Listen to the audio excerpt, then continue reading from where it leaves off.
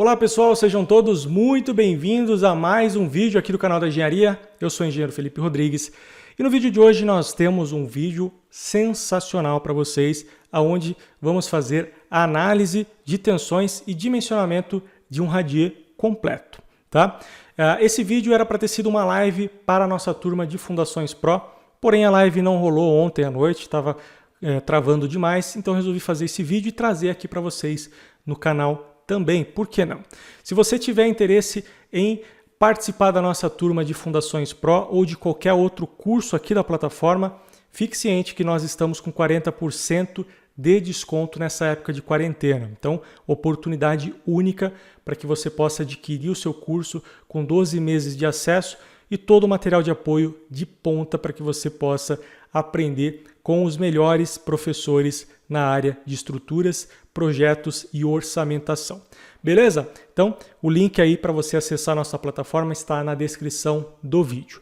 Na aula de hoje, nós vamos fazer o dimensionamento de um radier, análise, de tensões em um radier, como funciona a interação solo-estrutura, para que vocês tenham esse conhecimento, que é um conhecimento que pouquíssimos profissionais da área da construção civil têm hoje.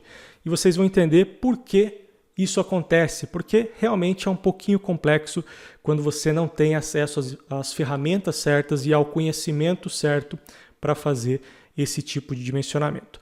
O intuito da aula de hoje é mostrar para vocês como funciona essa análise de tensões, como é o comportamento solo-estrutura em relação aos radiers e também fazer o dimensionamento das armaduras longitudinais desse radier, tanto para um sentido quanto para outro sentido, no X e Y.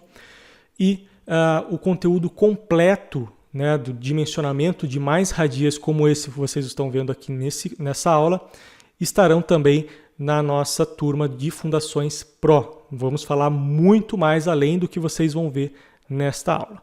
Essa aula vai ser dividida em dois, tá? Hoje nós teremos uma aula analisando um radier com cargas distribuídas de uma alvenaria estrutural, dessa imagem que vocês estão vendo aí na tela.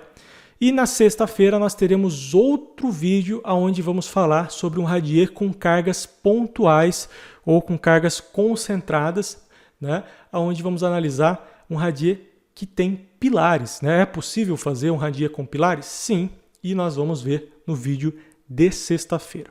Ok? Então, vamos para lá, para a nossa tela aqui, para que a gente possa entender como que nós vamos fazer esse dimensionamento. Nós vamos utilizar um software que é o GEL 5 2020. Esse software você também pode ter acesso aí no primeiro link da descrição, primeiro ou segundo link da descrição, e você pode baixar esse software, a versão demo desse software, que é inclusive a versão que eu estou utilizando. Você vai poder fazer tudo o que eu vou fazer nesse vídeo e analisar a sua estrutura com interação solo-estrutura. Esse é um software que inicialmente foi idealizado para trabalhar geotecnia e esse é o principal foco do software, onde ele tem um diferencial em relação aos outros softwares de estruturas, porque os outros pecam muito nessa relação entre solo e estrutura. A interação solo-estrutura desses outros softwares é um pouquinho ruim e nesse software aqui é sensacional, porque ele vai considerar toda a profundidade de influência dos bulbos de tensões das nossas estruturas para analisar a distribuição de tensões, por exemplo, no radier, como o solo vai distribuir essas tensões no radier e vice-versa. Ok? Então é muito bom esse software e muito simples de trabalhar. Vocês vão ver como ele é simples de se trabalhar. Beleza? Então essa é a cara do software. Não tem nada de muito complexo aqui. Vocês já podem ver logo de início. A primeira coisa que nós vamos fazer é o seguinte: configurar esse software para trabalhar com a nossa norma. Sim, é possível configurar esse software para trabalhar com a NBR 6118. Por quê? Porque ele tem várias normas que a gente pode seguir como referência. A norma que ele vem como default aqui é a norma europeia, a EN 1992, que é a norma principal para concreto armado na União Europeia.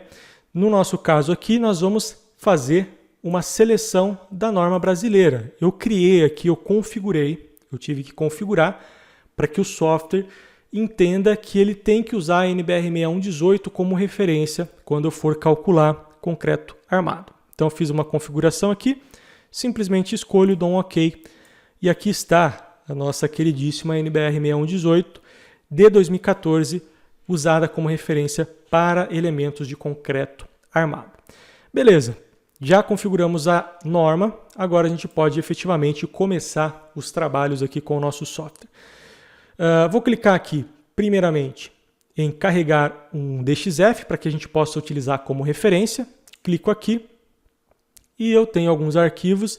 O que nós vamos usar como referência é esse daqui, ó, que é o alv.est, que é de alvenaria estrutural. Eu dou um abrir. Antes de eu abrir aqui para vocês, eu vou explicar como está o carregamento desse software. Vejam só, eu peguei aquela mesma imagem, tá? E considerei uma laje sobre essa alvenaria estrutural e fiz aqui algumas considerações de carga. E essa parede da lateral ficou com 20 kN por metro, essas daqui que não tem carregamento diretamente tem 10 kN por metro, essa do meio ficou com 40 kN por metro. Basicamente todas têm um pequeno carregamento. Essas aqui internas, como não são estruturais, somente peso da própria alvenaria, né? E eu fiz esse carregamento de forma bem rápida, só para exemplificar, para que a gente pudesse utilizar aqui nesse vídeo, ok? Então, bem tranquilo, bem simples, porque o intuito não é ter algo muito complexo, porque a análise vai ser feita da mesma maneira que se fosse feito com um prédio de 10 pavimentos, com uma estrutura de apenas um pavimento, tá? A análise é exatamente a mesma. Agora, vamos trabalhar lá no nosso software. Eu vou puxar aquele mesmo projeto do AutoCAD para cá. Ele já está com unidade em metros, simplesmente dou um OK. E ele vem desta forma aqui. Cada vértice ele coloca um pontozinho aqui para que eu possa utilizar como referência, porque ele trabalha um pouquinho diferente dos softwares de projeto que a gente está acostumado. Geralmente a gente puxa lá o DWG e a gente consegue trabalhar como se fosse uma ferramenta CAD.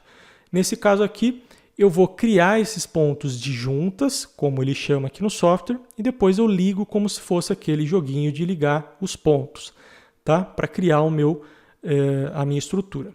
Então, justamente isso que eu vou fazer. Eu vou clicar aqui em juntas, adicionar graficamente e vou clicar em todas as juntas.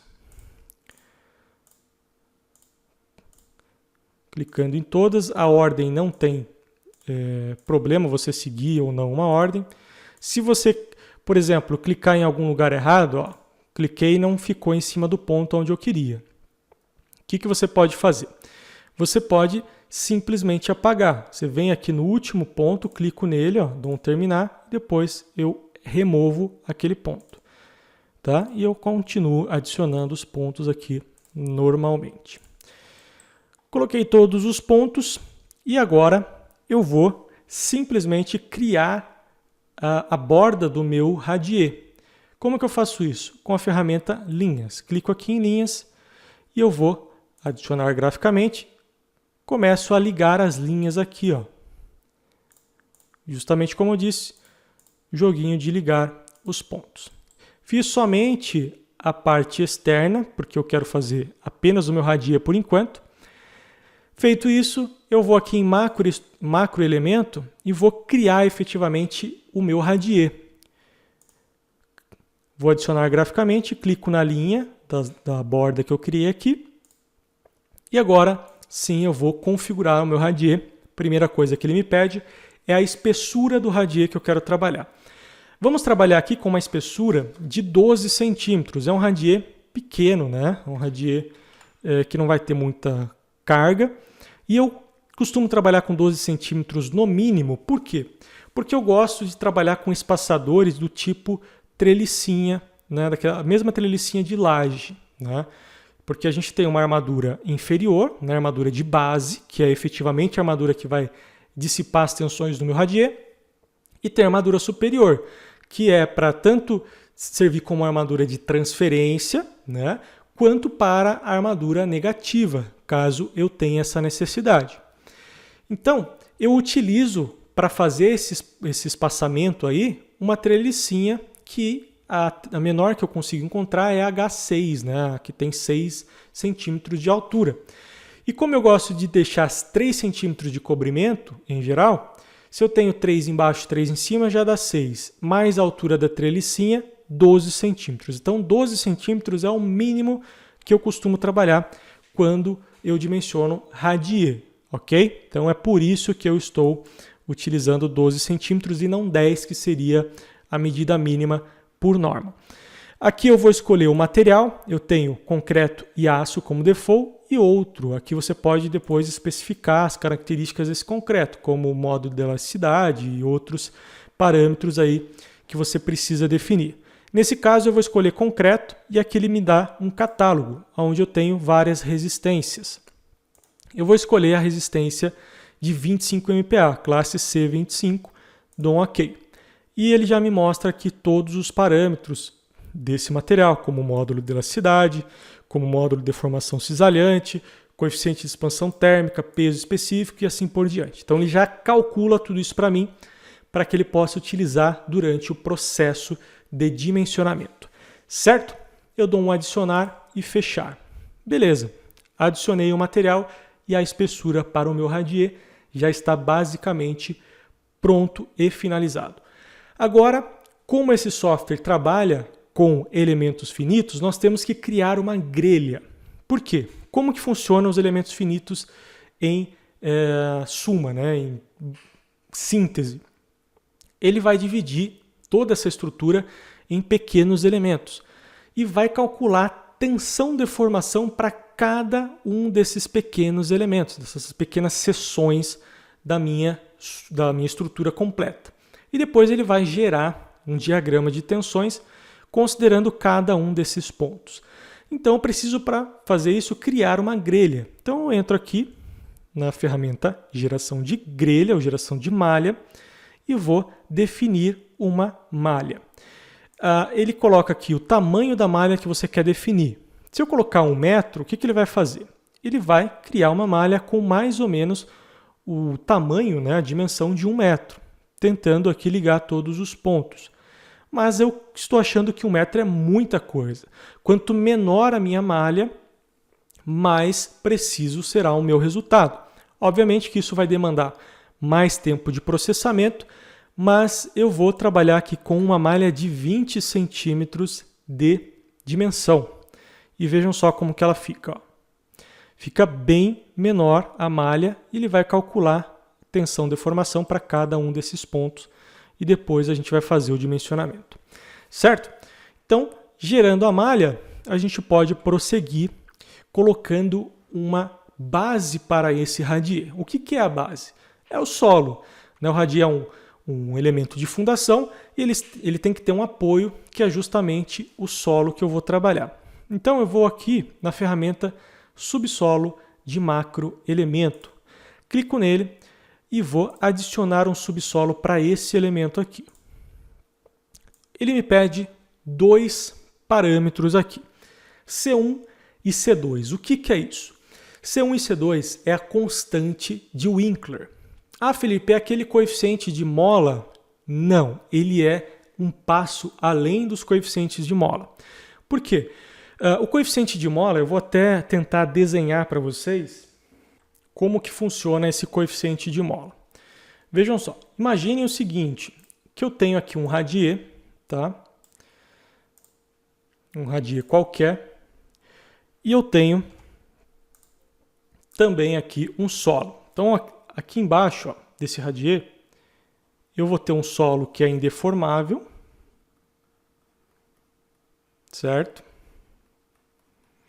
Um solo indeformável, eu tenho o que aqui? Eu tenho os meus coeficientes de mola, né? As minhas molas aqui, na verdade. Né? Então, cada molinha desse daqui vai representar o meu solo, a deformação que o meu solo terá ao ser submetido a uma carga, uma tensão. Porém, como que funciona esse coeficiente de mola? Ele não vai considerar, aqui o meu KV, que é o coeficiente de mola vertical, ele não vai considerar a deformação em uma camada de influência, né? O que seria essa camada de influência? A camada do meu bulbo de tensão. Então, imagine que eu tenho aqui, ó, um bulbo de tensão gerada por esse radier. E esse coeficiente de mola vai considerar apenas uma primeira camada aqui. Ele não vai considerar dissipação de tensões para todas as camadas que estão abaixo da minha mola, né? Então ele vai representar apenas uma camada uniforme do meu solo. O coeficiente, né, a constante de Winkler, ele vai além disso daqui. Então imaginem, o que iria deformar mais? Isso daqui considerando apenas uma pequena parcela de deformação desse solo, ou se eu tivesse isso daqui, eu tenho outro radier aqui, porém considerando agora essa constante de Winkler. A constante de Winkler ela considera a profundidade que eu defini para a faixa de influência, para a profundidade de influência que o meu bulbo de tensão vai ter. Então imagine que esse bulbo de tensão vai chegar a 10 metros de profundidade. Então 10 metros de profundidade, digamos que isso aí seria isso daqui. Aqui em cima, digamos que aqui tem 1 metro de profundidade. Tá? 1 metro de profundidade. Aqui embaixo eu tenho 10 metros de profundidade da nossa profundidade de influência até chegar numa camada indeformável do solo. O que vocês acham que deformaria mais, né? E o que você acha que seria mais real? Uma mola que considerasse toda essa profundidade, tá? Então, digamos que isso aqui são os meus coeficientes de mola, que na verdade não são coeficientes, são as constantes de Winkler, que é aquele C1 e C2. O que você acha que seria mais preciso? Isso daqui ou isso daqui? Essa segunda opção aqui, ela é muito mais próximo da realidade, porque ela vai considerar a deformação de todo essa camada de solo através dos coeficientes, as constantes de Winkler, para calcular a tensão de reação do meu solo no meu radier. Então, na hora de se calcular a deformação nesse sistema aqui é muito mais próximo da realidade do que no sistema anterior. Até porque, né, fazendo uma analogia com o nosso dia a dia, quando você vai comprar um colchão, por exemplo, você tem lá um colchão de 10 centímetros e um colchão de, sei lá, 50 centímetros. Qual você acha que vai ser mais confortável? Qual você acha que vai proporcionar uma maciez maior? O de 10 centímetros ou de 50 centímetros? É obviamente que o de 50 centímetros. Então, isso daqui seria equivalente ao colchão de 50 centímetros. A deformação dele é mais condizente com a nossa realidade, porque até chegar num solo indeformável ou numa camada indeformável, ele vai ter feito uma análise em toda aquela profundidade anterior, tá certo? Então, por isso que esse software aqui é mais, digamos, preciso em relação ao comportamento solo-estrutura do que os softwares de cálculos convencionais. Ah, Felipe, mas eu não sei qual é o parâmetro da constante de Winkler C1 e C2. Como que eu faço para calcular isso? Bom, a fórmula é um pouquinho complexa, mas obviamente que o software faz isso para a gente também, tá? Basta nós conhecermos 2 parâmetros desse solo, que é o módulo de deformabilidade do solo, tá? E o coeficiente Poisson. Então esses 2 parâmetros é o suficiente para que ele possa calcular a nossa constante de Winkler C1 e C2. Onde eu encontro esse módulo de deformabilidade do solo e como que eu encontro o coeficiente Poisson? Bom, no curso eu ensino como calcular isso através do SPT, mas você também pode utilizar através dessa tabelinha que vocês estão vendo aí, ó. Mostra para vocês, de acordo com a rigidez de cada solo, né, o tipo de cada solo, qual é o coeficiente Poisson e qual é o módulo de elasticidade ou deformabilidade do solo. Nesse caso, eu vou utilizar um solo do tipo argila rija. Ele tem um módulo de deformabilidade por volta de 7 MPa, que é esses 700 toneladas por metro quadrado, aqui vai dar 7 MPa, e o coeficiente Poisson, que varia de 0,40 a 0,50, eu vou colocar 0,45. Então esse é o tipo de solo que eu estou considerando.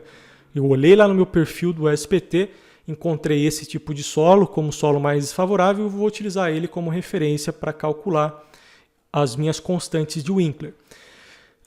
E a profundidade, como que eu defino? Tem duas maneiras de você definir a profundidade que você tem que colocar para referência na influência do cálculo da tensão-deformação do solo. Você pode seguir aquela mesma regrinha de sapatas, tá? Que é de 1,5 a 2 vezes a menor dimensão da sua sapata, nesse caso aqui vai ser a menor dimensão do meu radier, porque a dissipação do bulbo de tensão vai ser basicamente a mesma. Então é isso que é utilizado para sapatas. A gente pode utilizar isso mesmo aqui. Ó. Então digamos que eu tenho 7 metros aqui na menor dimensão. Se eu for utilizar 1,5, 2 vezes, vai dar entre 10 e 14 metros. Então vamos deixar 10 metros mesmo, que é a nossa referência. Ou a outra maneira é, se eu tenho uma faixa de solo, por exemplo, um solo argiloso, eu tenho uma determinada faixa de profundidade. Depois é feita uma alteração do perfil geológico, passa a ser uma areia, um solo com um módulo de deformabilidade um pouco mais alto. Geralmente tem uma transição, muitas vezes até abrupta, né? Com um ganho de resistência elevado. Nesse caso, o módulo de elasticidade da areia, em geral, é muito maior do que a da argila. Gera aí em torno de 3, 4, 5 vezes maior do que a da argila. Então eu posso utilizar como profundidade de referência justamente a camada de argila. Se eu tenho uma camada de argila de 10 metros de profundidade, de 8 metros de profundidade, eu coloco essa camada de influência para que eu possa calcular as tensões, as dissipações de tensões do meu radier. Ok? Então basicamente é isso que nós fizemos aqui. Eu dou um OK, automaticamente ele calcula aqui para mim as constantes C1 e C2. Eu vou clicar em adicionar e fechar e automaticamente nós temos o material já aplicado no nosso radier, tá? Simples. Aplicando o subsolo, agora a gente começa a pensar nas cargas. Primeira coisa que eu vou fazer é montar a minha combinação de cargas. Eu preciso de pelo menos 3 combinações para esse projeto, que é peso próprio, né? Carga permanente, peso próprio. Eu já vou ajustar aqui os gamas F, tanto inferior quanto inferior, superior quanto inferior. Superior eu vou colocar 1.4, igual a gente faz para cálculo manual, né? E vou colocar o inferior também como 1. Então, desfavorável eu vou considerar 1.4 e favorável eu considero 1. Beleza? Vou fazer isso para todos. Depois eu tenho uma força permanente, 1.4 e 1 também, para o gama F, adicionar. E eu tenho o que ele chama aqui de força imposta, que são as cargas variáveis. Eu vou colocar também aqui 1.4. Tudo com 1.4 de fator de segurança. Tá certo?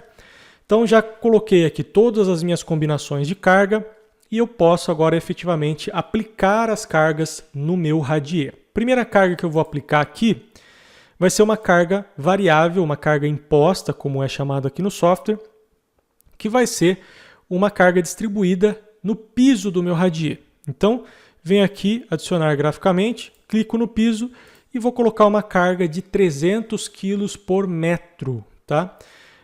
Digamos que aqui é uma residência, né?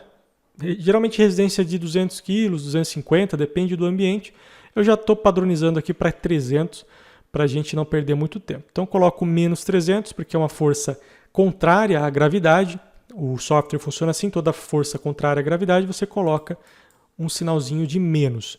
E eu dou um OK. E ele já aplicou aqui uma carga distribuída em todo o meu elemento estrutural. Agora eu vou aplicar uma carga linear nas minhas paredes aqui, né? Então eu criei aqueles pontos lá e eu vou aplicar agora uma carga linear como força permanente, uma carga permanente relativa as minhas alvenarias. Então eu tenho lá o peso próprio da alvenaria, que o software não sabe ainda do que se trata, né? Então a gente vai colocar as alvenarias aqui. E temos também a carga da laje superior a essa alvenaria, que eu fiz essa consideração aqui nesse projetinho, tá? Então vamos colocar essas cargas aqui, ó. Então praticamente todas as paredes horizontais aqui tem 10 kN, com exceção dessas internas aqui tem 6 kN. Depois as paredes verticais, que são as paredes que efetivamente recebem a carga de laje, né, tem 20 kN, com exceção dessa do meio que tem 40, porque ela recebe 2 lajes. Ok? Então vamos colocar essas cargas aqui. Venho aqui, coloco adicionar graficamente e o que eu vou fazer? Eu vou colocar utilizando esses pontos, eu vou ligar novamente esses pontos. Então eu ligo esses 2 pontos aqui e vou colocar uma carga de menos 10 kN. Adicionar. Então ele já adicionou aqui uma carga de menos 10 kN. Vou fazer o mesmo para todas as outras paredes. Menos 10. Aqui também é menos 10. Aqui é menos 10. Essas internas aqui é menos 6. Sempre colocando menos 6 para dar contrária à gravidade. Menos 6 e menos 6. Opa, menos 6. Beleza, todas as horizontais eu já fiz, agora vou fazer as principais verticais. Aqui é menos 20 kN por metro. Aqui é menos 40 kN por metro. E aqui é menos 20 kN por metro. Maravilha! Todas as cargas distribuídas relativas à nossa alvenaria já foram colocadas como carga permanente. Tá certo? Vou terminar aqui. Beleza. Temos as cargas distribuídas e uniformemente distribuídas das alvenarias e do piso também. Agora eu vou montar as combinações. Eu tenho 2 possibilidades de combinação. Estado limite último e estado limite de serviço. Para ambas eu vou colocar as 3 cargas aqui, porque eu quero fazer apenas uma combinação, tá? Nesse caso, sim, mas se você quiser fazer mais de uma, por exemplo, eu quero só peso próprio, de alvenaria e de elemento estrutural, no caso radier. Aí você monta uma combinação. Não, agora só quero a de carga variável e assim por diante. Você pode montar várias combinações aqui sem problema nenhum. Nesse caso, eu só vou querer uma combinação, tanto para o estado limite último quanto para o estado limite de serviço, com as 3 cargas que eu considerei no meu projeto.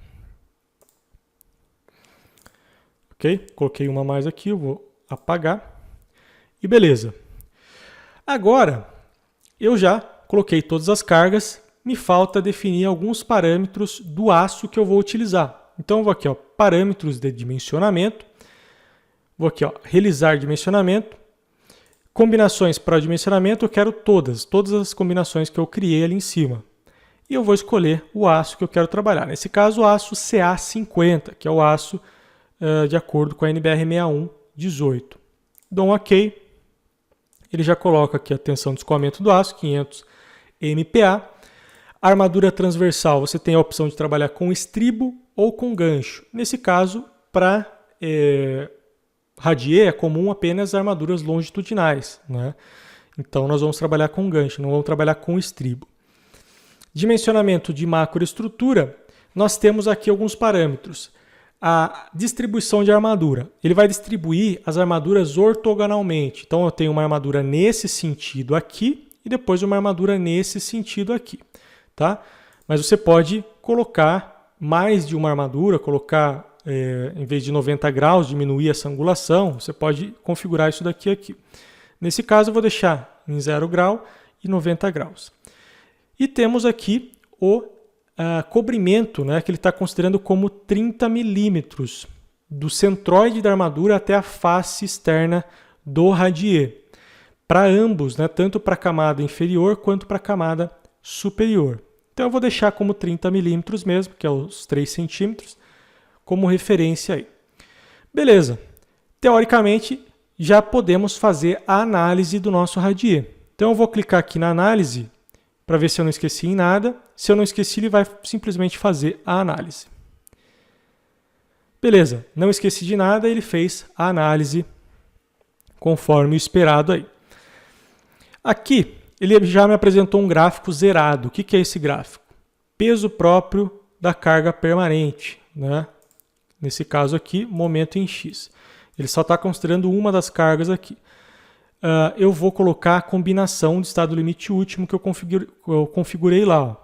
Clico aqui e ele já me apresenta o momento em X para a combinação do estado limite último que eu configurei, com as 3 cargas ocorrendo ao mesmo tempo. Ou seja, aquela carga distribuída de 3 kN, carga de peso próprio do próprio radier e a carga das alvenarias. Posso escolher também deflexão, que é a deformação do elemento, e não podemos nem chamar de recalque, né? Seria a deformação do próprio elemento estrutural, do radier em si, né? Então eu tenho uma deformação aqui de 10,1 milímetros na maior deformação e 4,54 milímetros na menor deformação. Então eu tenho a maior deformação aqui no centro do radier, onde eu tenho a maior concentração de cargas, certo? Como que funciona agora essa parte de análise, né? Vejam só que interessante. Essa parte de deformação, de momentos aqui, você pode analisar os gráficos tudo por aqui. Ó. Rotação em X, rotação em Y, momento em X, momento em Y. Tem aqui momento XY, que é o momento nas bordas do radier, né? Não importa tanto isso para nós. Temos esforço cortante. Vejam só, tem um esforço cortante aqui de 24,2 kN, que eu tenho que também considerar nos meus cálculos. Nós não vamos fazer essa consideração somente para a turma do curso, né? Eu vou fazer algumas aulas onde a gente vai dimensionar para tudo isso, né? Esforço cortante, funcionamento, tudo completo. Nessas videoaulas, tanto de hoje quanto de sexta-feira, nós vamos ficar apenas nas armaduras longitudinais. Tá? Então temos várias variáveis aqui que a gente pode analisar. Vamos ficar aqui na deformação para a gente analisar uma questão interessante. Lembra aquela parte aqui do subsolo, do solo? Deixa eu só voltar lá para vocês verem quanto a deformação está. Temos aqui uma deformação de 10,1 e um momento máximo em X de 14,4. Se eu for aqui e alterar as características do solo, então eu vou alterar isso daqui, ó. Vou editar. E aqui eu vou colocar o mesmo solo, com o mesmo modo de deformabilidade, o mesmo coeficiente de Poisson, porém eu vou aumentar a profundidade aqui. Ao invés de 10 metros, eu vou colocar 20 metros, para a gente ver o que acontece. Dou um OK. Vejam só que os parâmetros, né, as constantes de Winkler mudou. Dou um OK aqui também. E eu vou mandar dimensionar de novo, analisar novamente. E vejam só que interessante. Os momentos, eles diminuíram. Por quê? Porque o solo ele oferece menos rigidez agora. Ele é um solo mais macio, né? Vamos dizer assim. Então, eu vou transferir menos tensões para o meu radier. Então, a análise de solo e estrutura ela se baseia nisso. Quanto mais rígido o meu solo, mais tensões eu vou transferir para o meu elemento de fundação. Ok? Por outro lado, nós temos aqui a deformação. Vejam só como a deformação aumentou muito. A deformação ela era de 10 e alguma coisa, 10,1, 10 e alguma coisinha. Ela foi para 17,9 basicamente.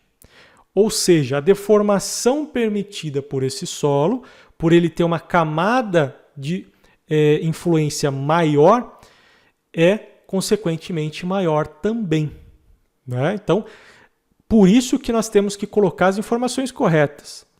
Não basta colocar, não vou colocar o coeficiente de mola e vou calcular uma deformação em cima desse coeficiente de mola. Lembrando que esse coeficiente de mola está considerando apenas uma constante, não está considerando toda a deformação gerada pelos bulbos de tensões desse radier. Então vejam como é importante você ter a noção e trabalhar com a ferramenta correta. Vejam só, eu vou mudar novamente os parâmetros para voltar aos 10 aqui. Eu vou lá no subsolo e vou editar novamente. Vou colocar aqui aqueles mesmos 7, vou colocar aqui os 45 e vou deixar os 10 metros de profundidade. Dou um ok e vou mandar analisar novamente. E a deformação voltou a ser 10 milímetros, ok? Por volta aí de 10% da nossa seção. 1 centímetro de deformação.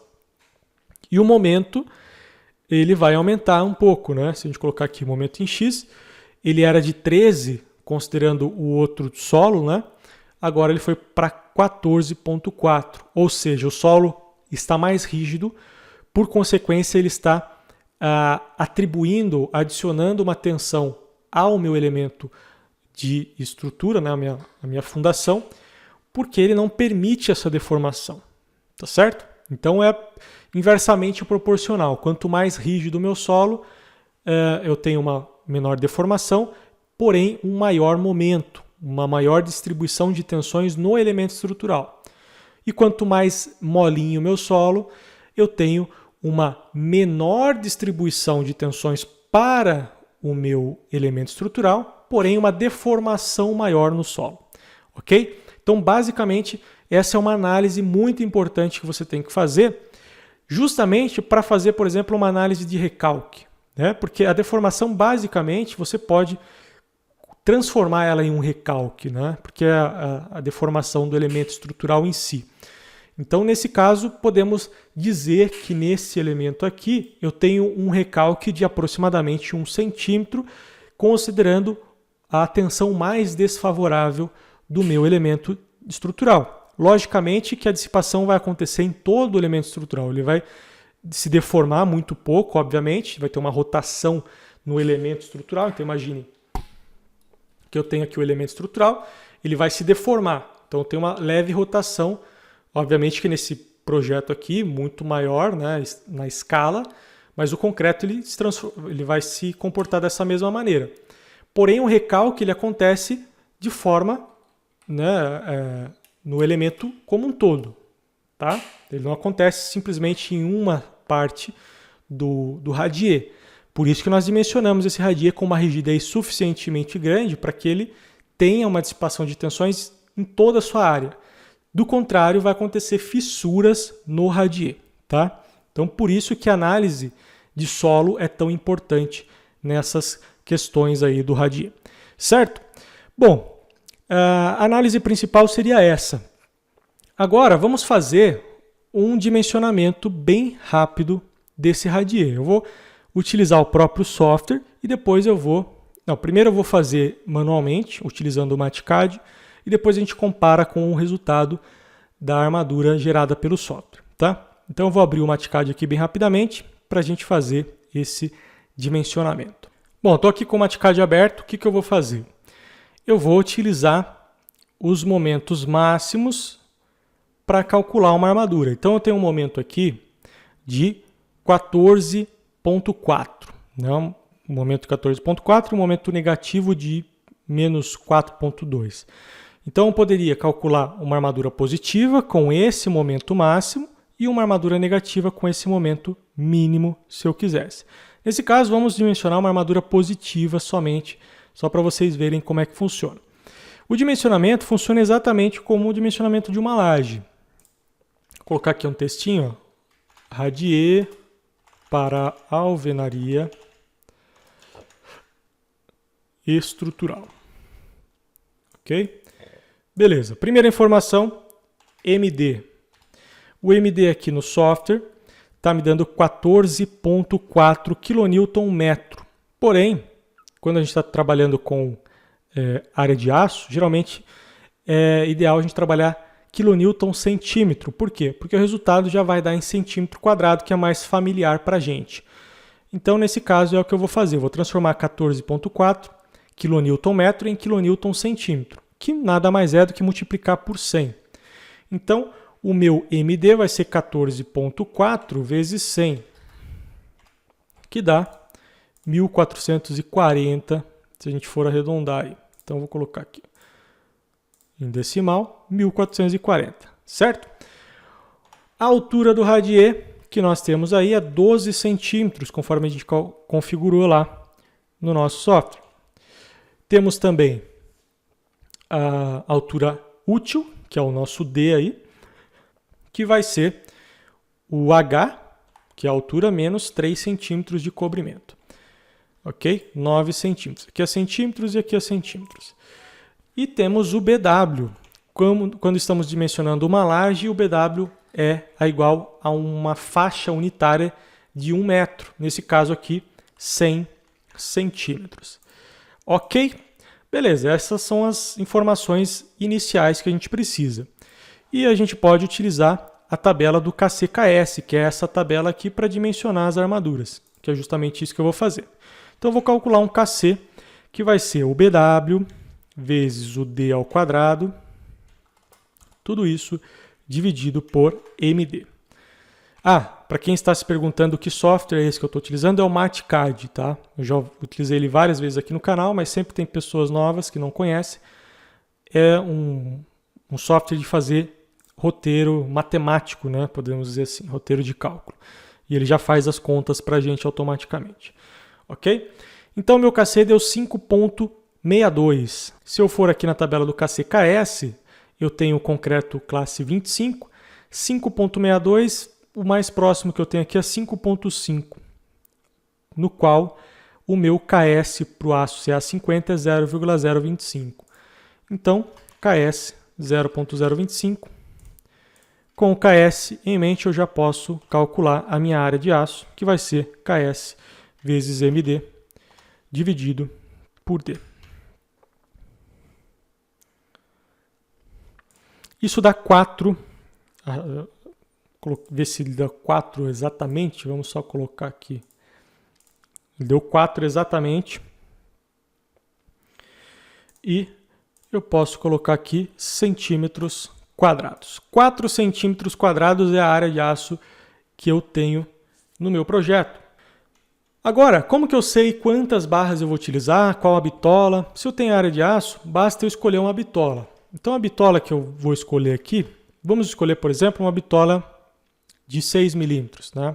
0,31 centímetros quadrados de área.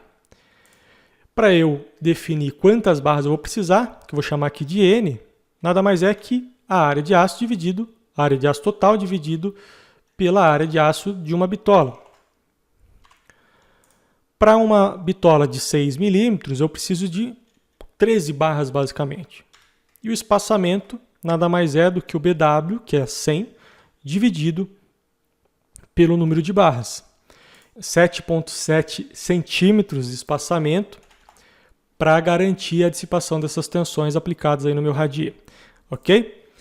Porém, eu estou achando o espaçamento muito pequeno, né? A gente pode aumentar um pouquinho a área de aço aqui, considerando uma bitola de 8 milímetros. Então, coloco aqui uma área de aço para uma bitola de 8 milímetros, que é 0,5 centímetros quadrados. E eu tenho um espaçamento de 12 centímetros, certo? Então, essa é a armadura para o momento em X, que vai ser distribuída em Y. Então, só para que vocês possam entender. Eu tenho esse momento aqui em X. Então, imagine o seguinte. Eu estou aqui olhando para o meu radier na tela. Então, o meu dedão ele está aqui no eixo X. Ó. Ele vai tender a deformar o meu radier nesse sentido aqui, ó, no sentido de Y. Por isso que a armadura tem que ser distribuída em Y. Ok? Então, só para que vocês possam entender essa analogia de momento. Por mais que eu tenha um momento em X, a minha armadura vai ter que ser distribuída em Y. Certo? Podemos fazer o mesmo para o momento em Y.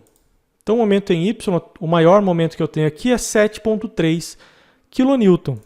Então, basicamente, é eu copiar isso daqui, colar aqui embaixo e apenas mudar aqui para 7,3. E eu tenho 730 kN/centímetro, certo?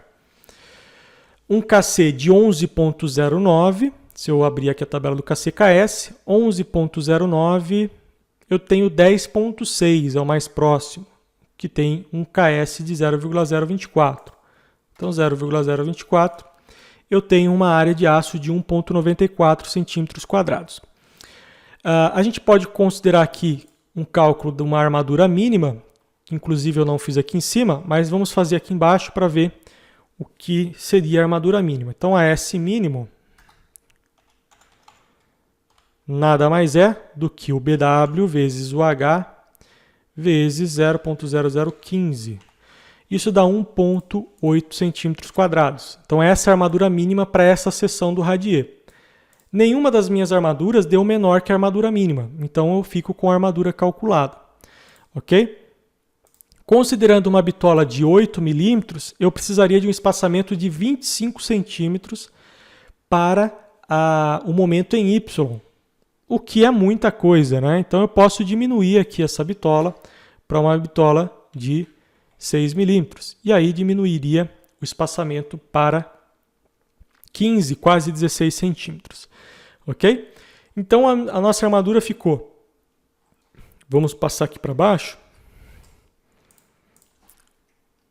Ficou φ de 8 milímetros a cada 12 centímetros e φ de 6,3 milímetros a cada... Vamos colocar 16 centímetros? Porque está muito próximo de 16, então 16 é o suficiente. Então essa é a armadura da base do meu radier de 8 milímetros a cada 12 e de 6,3 a cada 16. Agora vamos analisar a armadura considerada pelo software, para a gente ver se deu próximo do que foi considerado pelo software. Vamos considerar primeiro aqui em X, vou aqui em distribuição e eu vou criar uma linha que possa analisar a distribuição de tensões nessa seção aqui, tá? O que eu quero de resultado? Eu quero dimensionamento e eu quero a armadura da base do meu radier, tá? Então, AB1 é a armadura da base, a área da armadura de reforço da base. Adicionar. Ao clicar aqui, vejam só, eu tenho uma área de aço.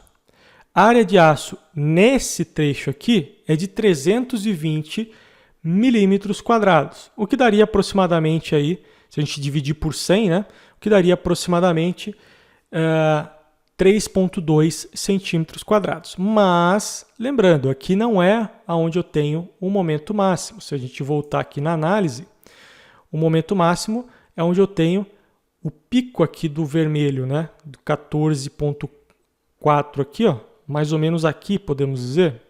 E eu coloquei a seção aqui. Então eu vou colocar uma seção um pouquinho mais para cima, ou a seção aqui também, ó, para a gente poder analisar. Então vamos lá, novamente em distribuição. E eu vou adicionar uma seção aqui, ó. Resultados, dimensionamento, e eu quero a área de aço da base. Ok. E vejam só, 3,99. Basicamente, 4 centímetros de área de aço. Exatamente o que nós encontramos aqui manualmente no MatCAD. Ok? 4 centímetros de área de aço. Então, a análise feita no software, você consegue ter a área de aço necessária para aquela região, de acordo com a NBR 6118, e você pode também fazer esse cálculo manualmente, tá? Fique à vontade. Se você tem essa opção no software, você pode simplesmente pegar essa área de aço, transformar em bitolas e espaçamentos e jogar no seu detalhamento. Certo? Então, basicamente, fizemos o dimensionamento de um radier, logicamente que apenas para armaduras longitudinais. Fizemos armaduras nesse sentido e nesse sentido aqui, ok? Distribuídas aí no nosso radier. Eu espero que vocês tenham compreendido. Sexta-feira eu vou trazer um outro exemplo aqui porém com um radier aplicando pilares, né, uma carga concentrada, e vamos fazer essa mesma análise. Certo, pessoal? Então, se você gostou do vídeo, se você gostou dessa informação, deixa o like aí no vídeo, porque isso ajuda demais o nosso trabalho aqui no YouTube. E se você, novamente, quiser saber mais sobre fundações, a turma de Fundações Pro está aberta para você, tá? De portas abertas para te receber. Temos lives todos os meses com esse tipo de informação, fora as mais de cento e poucas aulas que nós temos no curso, apostila e tudo mais. Tudo isso para te preparar para o mercado de estruturas de fundações. Certo? Então aguardo vocês lá e até o próximo vídeo. Valeu e até mais.